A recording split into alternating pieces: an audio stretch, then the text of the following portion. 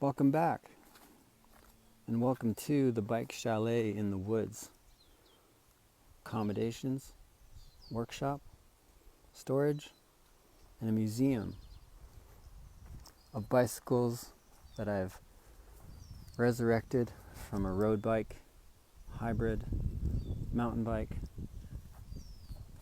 a 650B version of a 1986 road bike based on my love for the Velo Orange Polyvalent, which has a 650B by 48 tire, and a video I've already done, or a bike that I've done a video on already, the KHS 704, as well as the Fixation Quiver,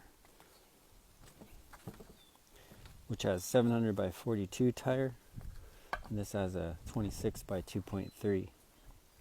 And with all these numbers, I'm spitting out all these 700 by this, 650 by that. I think the topic that's come to mind is sort of this hidden component, which is the rider, specifically the skills that rider brings. If you watch any bicycle racing, you might know a name, Matthew Vanderpool. And I'm bringing that up because he's such an amazing rider that I would bet that he could take a kid's bike, that a 10-year-old would ride, and beat all of us on our super fancy carbon fiber bikes with electronic shifting and wireless whatever. And it's kind of funny, yeah, but it's kind of serious because I would love to be whooped by Matthew Vanderpool riding a 24-inch kid's bike. That'd be so fun. But it just goes to show that skills need to be matched by the tool. And someone like Matthew Vanderpool would probably have such good skill he could ride a tire as skinny as this, while we're on a full suspension bike or a 29er mountain bike, and he could probably chase us down a trail and maybe beat us. Then once he gets to the climb, he's gone, and he beats us by like 2 hours on a 1-hour course. It just goes to show that without a way to really assess how much skill you have, it kind of just makes all the numbers a bit meaningless. So who's riding the bike, and who's doing the gravel riding, who's doing the all-rounding, who's touring? And I guess this just all points to the importance of knowing yourself, knowing your riding abilities, your style, knowing where you want to go, knowing what challenges you've had a difficulty with. But the more you ride, and just take any bike, start with where you're at, because that's the bike you need to go with to figure out what's inadequate, what's doing what works. For myself, I find that for the most part, that unless you're really trying to win the race, those bikes are already out there in someone's garage or at your friend's apartment. They're in storage. They're on Marketplace or Craigslist for next to nothing. These bikes were donated to me. This one is here, this hybrid here. I found this Gary Fisher mountain bike on Marketplace for $80, and then just changed the bars on them.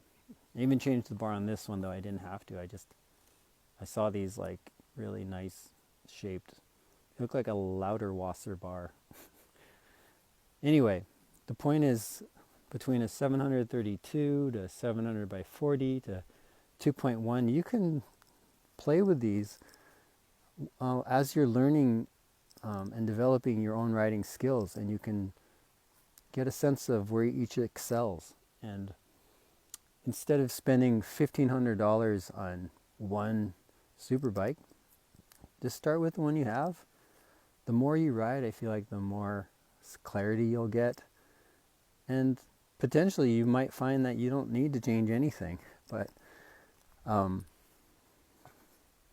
there's a certain breed of us that really want to know every little detail and nuance, and you may become that person. But in the end, it's simple. Go ride, and figure out what you love and figure out what your complaints are. And there's always a way to remedy something.